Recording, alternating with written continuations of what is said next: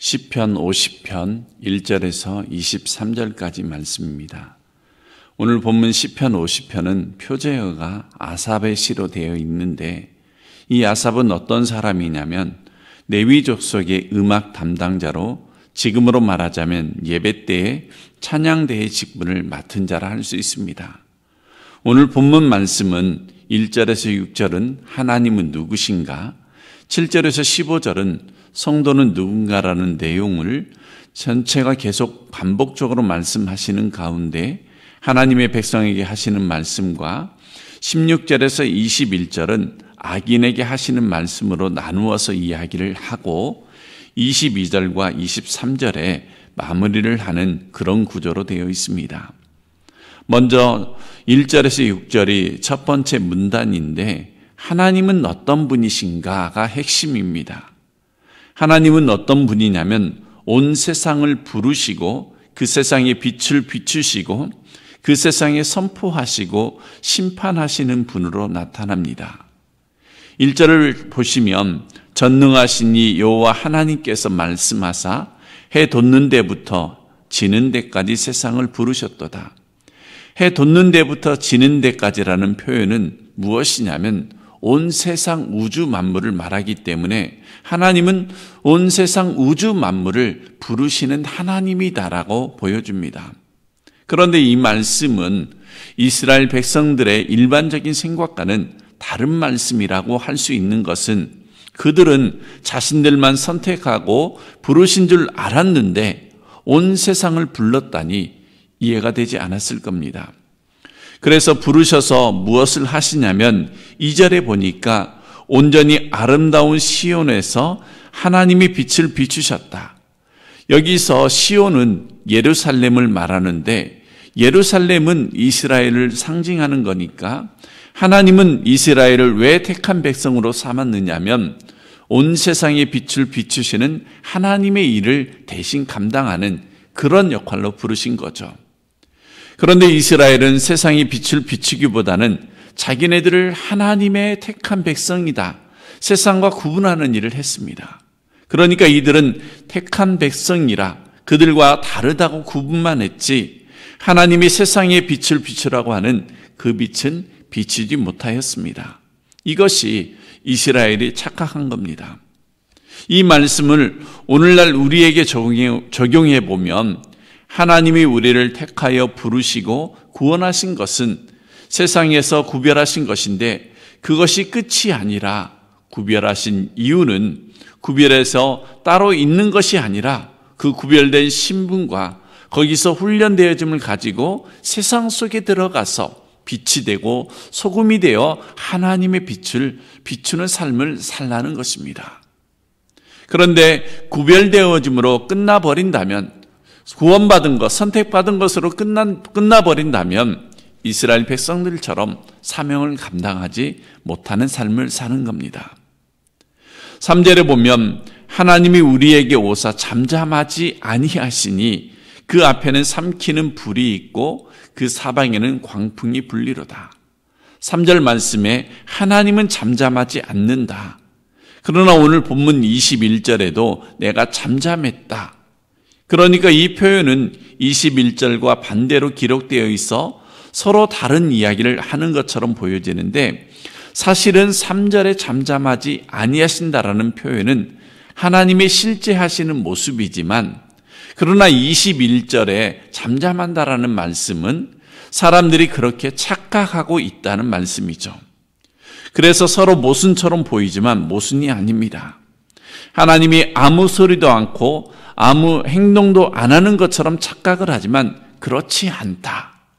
하나님 앞에는 삼키는 불이 있고 그 사방에는 광풍이 불고, 4절에 자기 백성을 판결하시려고 위 하늘과 아래 땅에 있는 이 천지 온 땅에 선포하고 있다라고 말씀을 하고 있습니다. 이것을 요즘 담임 목사님이 로마서 1장 설교하실 때 우리가 하나님을 알만한 것이 두 가지 있다고 했습니다. 첫 번째는 우리 속에 있는 것이고, 두 번째는 천지 만물 속에 보여 안다라고 합니다. 이 두 가지 때문에 하나님의 진노가 나에게 임하는 것을 우리들이 핑계할 수 없다라고 말씀을 했습니다. 바로 그러므로 우리가 예수 그리스도를 믿어야 함의 정당성을 이야기하는 것이 바로 로마서입니다. 바로 오늘 본문 3절, 4절이 로마서와 비슷한 말씀을 하고 있습니다. 위 하늘과 아래 땅에 하나님의 뜻과 말씀을 선포하신다는 것으로 로마서 1장뿐만 아니라 성경 여러 군데에 나타납니다. 특히 시편 19편에는 하나님의 말씀이 온 땅에 울려 퍼진다라는 표현을 하게 되어 있는데, 그러니까 하나님은 잠잠히 계시는 분이 아니라 심판도 하시고 광풍도 불게 하시고 판결하시기 위해서 선포하시는 것을 강조하고 있는 말씀이 3절, 4절의 말씀입니다. 선포하심 속에 포함되어 있는 것이 있는데 그것은 성도들을 모이라라고 하십니다. 5절의 말씀 보니까 이르시되 나의 성도들을 내 앞에 모으라 그들은 제사로 나와 언약한 이들이니라 하시도다. 그러니까 하나님의 선포하심 속에는 택한 하나님의 백성들을 불러 모으는 일도 하시는 겁니다. 4절까지는 하나님이 누구신가를 말씀하셨다라면 이제 5절부터는 하나님이 하시는 일 가운데 성도는 누구냐 하는 이야기를 이어서 하고 있습니다. 나의 성도들이라는 표현은 그냥 성도가 아니라 성도는 하나님의 것이다 라는 말씀을 합니다. 어제 말씀 40편, 49편에 우리가 가지고 있는 재물, 생명, 재능 등 내가 가지고 있는 모든 것이 하나님의 것이고 다만 우리는 그들의 청직이라고 했습니다. 오늘 5절에서는 나의 성도들이라는 소유격을 쓰시면서 나의 성도라는 것은 내가 가지고 있는 것만 하나님의 것이 아니고 내 자신도 하나님의 것이다. 이것을 인정하는 것이 성도입니다. 그러나 성도라고 하면서 교회에 나와서 예배를 드리지만 나의 생명도 나의 재능도 나의 물질도 내 것이라고 하는 사람은 참된 성도가 아닙니다. 5절에 나의 성도라는 것은 우리가 하나님의 것이라는 말로 온 세상이 하나님의 것인데 특별히 네가 하나님의 소유다라는 말씀입니다.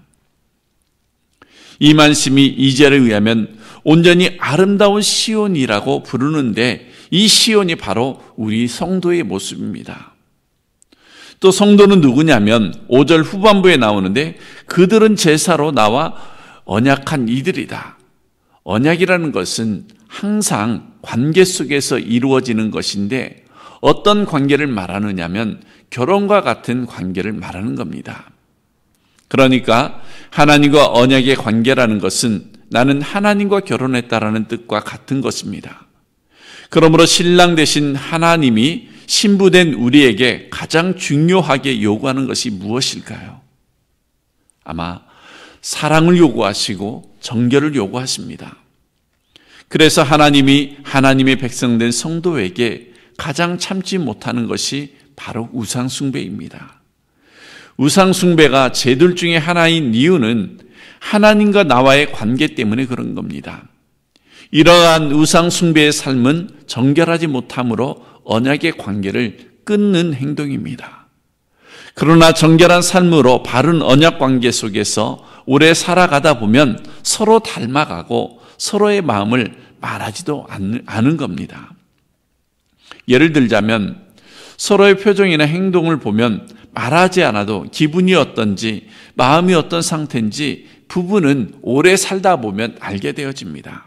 예를 들자면 아내가 설거지할 때 그릇 놓는 소리를 들어도 내 아내가 지금 어떤 상태이다라는 것을 분별할 수 있다는 거죠. 하나님과 우리가 언약을 했다는 것은 그 언약 백성으로서 삶을 살아가는 동안 그분을 사랑하고 순종할 뿐만 아니라 그분의 뜻을 알아가고 닮아가는 것이 성도라는 겁니다. 이것이 언약 백성의 삶입니다. 그런데 그 언약을 5절에 보니까 제사로 했다고 합니다. 구약 시대이기에 이런 표현을 쓴 것 같습니다. 구약에서는 제단을 놓고 쪼개 고긴 사이로 지나가면서 언약을 하는데, 이 언약의 사건의 대표적인 것이 창세기 15장의 아브라함의 언약입니다. 또 이스라엘 백성들이 시내산 앞에서 이스라엘 민족 전체가 하나님과 언약을 맺고 그 언약을 선포할 때도 이 방법을 사용했습니다. 그러니까 제사로 언약한 자들이 바로 나의 성도들이다라고 하나님이 말씀하고 있습니다.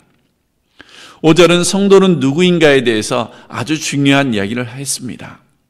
신약에서는 무엇으로 언약을 맺느냐면 십자가 제단에서 십자가에 달리신 예수 그리스도의 제물로 하나님과 언약을 맺습니다. 그래서 십자가에 달리신 예수를 믿는다는 것은 예수 그분을 통해 하나님의 약속의 백성이 됨으로 성도가 되었다는 것이 5절의 말씀입니다. 그러므로 이 말씀을 정리하면 구약은 실제의 제단이고 신약에서는 그것이 십자가이다라는 말씀입니다. 다음 6절에 보면 하늘이 그의 공의를 선포하리니 하나님 그는 심판장이시미로다라고 문단을 마쳤습니다. 언약한 하나님 백성들 앞에 공의를 선포하시는데 그 공의는 한마디로 십계명과 율례들입니다. 그러니까 하나님은 공의의 말씀대로 세상을 심판하신다라고 분명히 언급합니다. 첫 번째 문단 1절에서 6절을 정리하면 하나님, 한마디로 우리가 믿는 하나님은 누구시고 그 앞에서 나는 누구인가를 바르게 정리해야 합니다. 우리가 늘 묵상을 하고 성경을 보지만 어떤 말씀이든지 간에 이 두 가지가 매우 중요합니다. 하나님은 누구신가? 그리고 나는 누구인가? 그리고 그 다음에 또 한 가지를 더 말하자면 내가 누군지를 알았다라면 그러면 나는 어떻게 살아야 하는가? 우리가 매일 말씀을 묵상하는 것도 그러지 않습니까? 하나님은 여기서 어떤 분이시고 그리고 나는 어떤 사람이고 그렇다면 우리는 어떻게 살아야 하는 것이 매일 말씀 묵상하는 것이 전부이지 않습니까? 그것이 이제 7절에서 15절에서 말씀하고 있습니다. 너희는 이렇게 살아야 된다. 나는 어떻게 살 것인가를 어떻습니까? 내가 정하는 겁니까? 아니면 하나님이 정해주는 겁니까? 쉽게 설명하자면 결혼하기 전에는 내 마음대로 내가 정해서 살았지만 결혼한 후에는 내 마음대로 사는 것이 아니라 남편이 원하고 요구하며 바라는 것이 있는데 그 삶을 살아야 합니까? 그러니까 언약의 당사자이고 신랑인 하나님께서 신부인 자기 백성 성도들에게 무엇을 바라시는가? 그것을 중점적으로 말하고 있는 말씀이 7절에서 15절이라는 겁니다. 7절의 말씀을 보시면 내 백성들아 들으라. 여기서도 내 백성. 앞에서 말한 나의 성도들과 동일한 말씀이죠. 내 백성들아 들을지어다 내가 말하리라 이스라엘아 내가 네게 증언하리니 나는 하나님 곧 내 하나님이로다. 5절에 나의 성도들이라 했던 것처럼 내 백성들아 소유를 이야기합니다. 그러니까 불러내어 언약을 맺었기 때문에 이제부터는 하나님의 것이라는 표현입니다. 그래서 항상 성도의 삶은 나의 신분으로부터 시작을 해야 합니다. 내 신분이 무엇인가를 알아야 어떻게 사는 것이 정해지는 겁니다. 그러나 내 신분의 정체성이 하나님 앞에서 흐릿한 분들은 어떻게 살 것인가에 힘도 없고 아무 생각 없이 자기 마음대로 살아갑니다. 예를 들자면 이런 분들이 있지 않을까요? 왜 교회에 가야 하지? 주일날 한 번만 예배 드리면 되지. 오후에도 가야 하고 수요일도 가야 하고 한 번쯤 1년 52주니까 한 번쯤 빠지면 안 되나 이렇게 말하는 분들이 있지만 바로 그렇게 말한다면 우리의 정체성이 흔들리는 겁니다. 또 이런 예를 들어볼까요? 신혼부부에게 당신들은 왜 늘 붙어 있느냐라고 왜 항상 바라보면서 웃고 기쁘게 살아가냐라고 그렇게 질문하면서 가끔 딴 남자도 만나고 다른 일들도 하면서 따로따로 지내야지 이렇게 말한다면 웃기는 사람이죠. 그래서 하나님은 신부된 성도인 우리에게 요구하는 것이 당연한 것이고 그 하나님과 바른 관계 속에서 늘 함께 살아가야 합니다. 그렇다면 성도된 우리에게 요구하는 것을 보면 첫 번째 7절의 신분의 이야기로 나는 곧 나의 하나님인 것을 믿으라는 거죠. 두 번째는 8절입니다. 나는 내 재물 때문에 너를 책망하지 아니하리니 네 번제가 항상 네 앞에 있습니다. 하나님이 우리들이 재물을 안 드린다 가지고 나에게 무엇을 요구하고 그것으로 책망을 하거나 칭찬하는 그런 기준이 아니라고 합니다. 그 다음에 9절에 보니까 내가 내 집의 숫소나 내 우리의 순념소를 가져가지 아니하리니 하나님은 성도된 우리에게 바라는 것은 재물을 드리라고 요구하지 않습니다. 요즘으로 말하면 헌금을 드리라고 헌신 봉사를 무조건 하라고 요구하지 않습니다. 그런데도 성경을 바르게 해석하지 못하고 건전하지 못한 목회자들은 어떻습니까?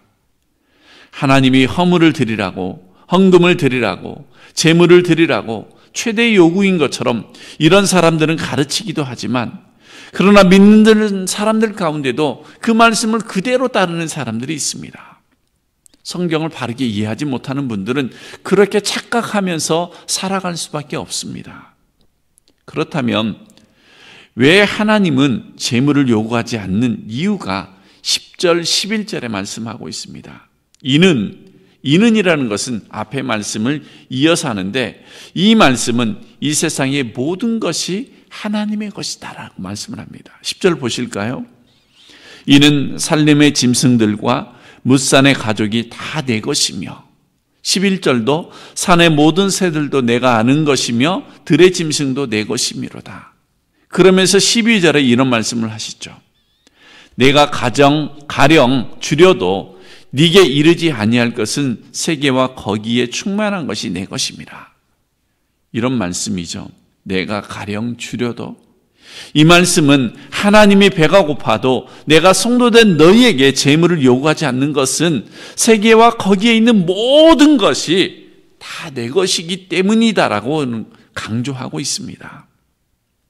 그러니까 하나님은 우주 만물과 온 세상이 하나님의 것이니까 내가 배가 고프니 좀 가져와라 할 필요가 없다는 겁니다. 그 이야기를 13절에서 하시죠. 내가 숫소의 고기를 먹으며 염소의 피를 마시겠느냐. 이스라엘이 제사를 드릴 때는 제물과 소나 염소나 양이나 비둘기 같은 것으로 제단에 드리죠. 그것이 실제로 하나님의 입으로 먹는 거느냐는 말입니다. 내가 그것을 먹으려고 바치라는 것이 아니다. 하나님은 그런 것이 필요 없으시죠. 왜냐하면 육체가 없으신 분이기 때문에. 하나님의 재물을 바치며 하나님께 재물을 바치면 하늘 창고에 재물을 쌓아두나요? 천만의 말씀이죠. 왜 그러냐면 제사와 재물은 상징적인 의미가 담겨 있기 때문입니다. 그렇다면 하나님이 원하시는 것이 무엇이냐면 14절 감사로 하나님께 제사를 드리며 지존하신 이에게 서원을 갚으며 여기서 감사로 제사 드리는 것을 원하는 겁니다. 그러니까 제사를 드리는데 하나님은 재물에 관심을 가지고 있는 것이 아니라 중요한 것은 감사라는 뜻입니다. 감사로 제사를 드리며 지존하신 이에게 서원을 갚는다. 이 서원을 갚는다라는 말은 신실해야 한다라는 말씀입니다. 그러니까 14절은 이런 말씀이죠. 감사하는 마음과 신실한 삶을 사는 것이 성도다라고 강조합니다. 그리고 15절에 환난 날에 나를 부르라. 내가 너를 건지리니 네가 나를 영화롭게 하리라. 환난 날에 하나님이 부르면 하나님이 건져주시고 도와주신다라는 말씀을 합니다.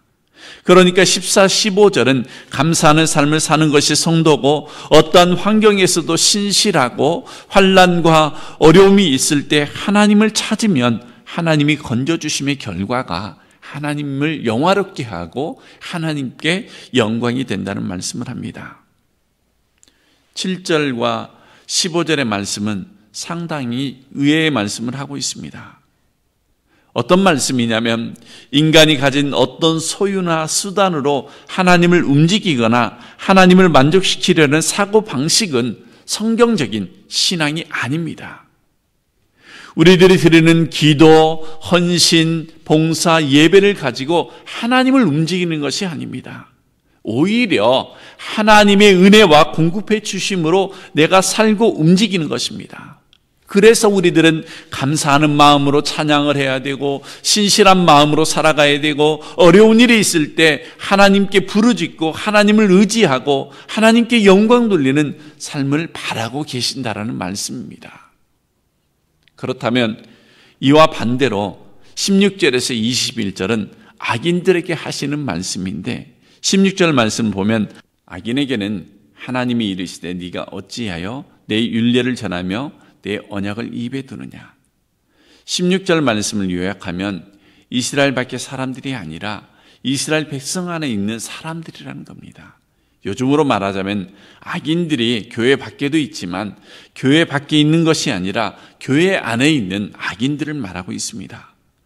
겉으로 보기에는 성도처럼 보이지만 실제로는 악인이라는 겁니다. 악인이 하나님의 율례를 전하니까 요즘으로 말하자면 율례를 누가 전합니까? 말씀을 누가 전하냐면 목회자들이죠. 말씀을 전한다고 해서 그 사람이 꼭 하나님의 사람이라고 말할 수는 없습니다.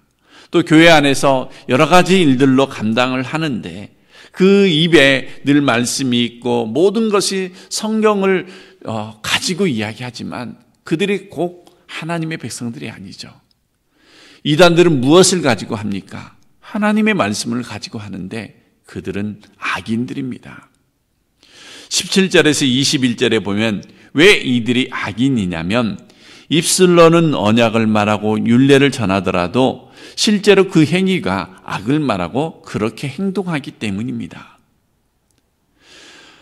17절에서 21절을 요약하면 이런 말씀이죠. 그들이 교훈을 미워하고 내 말을 뒤로 던지며 도둑과 연합을 하고 간음하는 자들과 친구가 되고 입과 혀가 거짓을 꾸미고 형제를 공박하고 비방하는 삶을 사는 자들이다라고 20절까지 말을 하고 있습니다.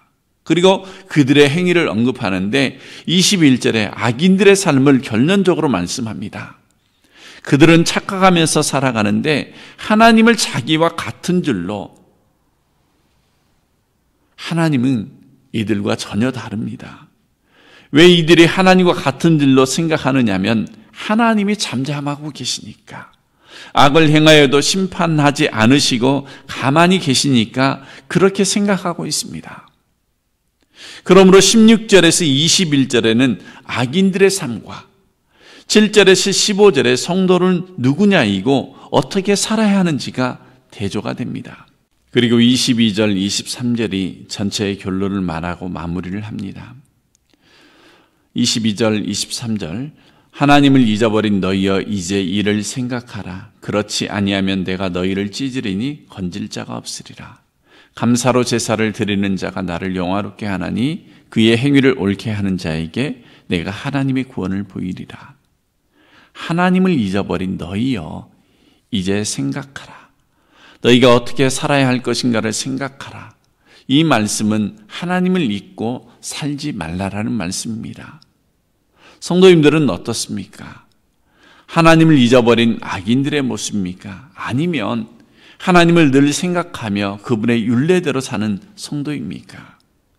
감사로 살아가고 신실하게 살아가면서 환난 날에 하나님을 부르며 하나님께 영광을 돌려드리며 살아가는 복되고 아름다운 성도의 삶이 되시길 바랍니다.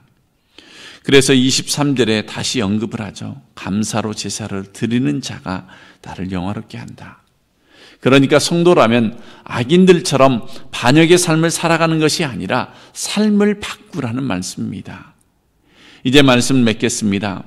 오늘 말씀이 좀 길지만 실제로는 매우 단순한 말씀입니다.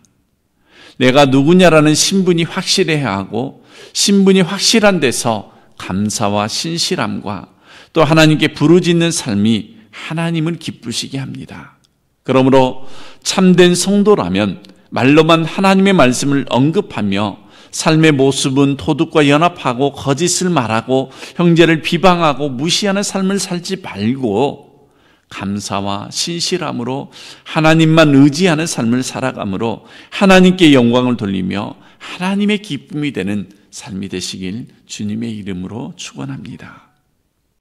기도하겠습니다. 하나님 감사합니다. 성도는 하나님의 것으로 하나님과 언약한 신부로 부르시고 성도된 우리에게 원하는 것이 재물 이전에 감사하는 삶과 신실함으로 하나님께 나아가 의지하고 부르짖으며 영광 돌리는 삶이라는 것을 이제 알았습니다. 이제 입술로 율례만 말하고 전하여도 삶의 행실이 악행을 저지르는 어린 서건자가 되지 않게 하시고 이제 성도로서 늘 감사와 신실함을 잃지 않고 하나님만 의지함으로 하나님께 영광이 되는 성도의 삶이 되기를 바라오며 예수님의 이름으로 기도드립니다. 아멘.